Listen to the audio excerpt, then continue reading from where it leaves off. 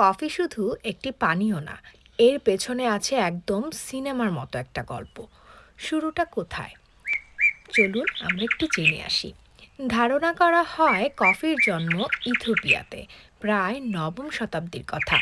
একজন রাখাল ছেলে ছিল, নাম ছিল কালদি।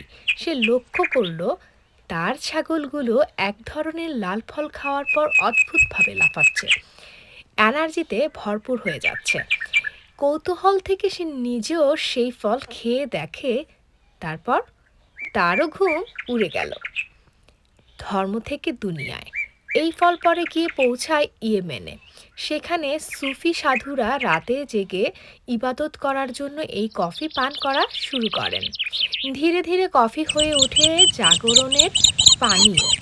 কফি হাউসের জন্ম 15 থেকে 16 শতকে। কফি ছড়িয়ে পড়ে ওটোম্যান এম্পায়ারে। ইস্তাম্বুলে প্রথম কফি হাউস তৈরি হয়, যেখানে মানুষ বসে গল্প করত, রাজনীতি আলোচনা করত, কবিতা পড়ত। এগুলোকে বলা হতো স্কুল অফ দ্য ওয়াইস।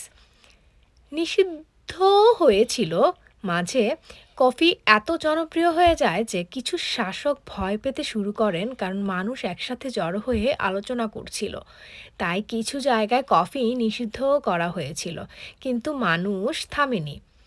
আজকের কফি। আজ কফি পৃথিবীর অন্যতম জনপ্রিয় পানীয়।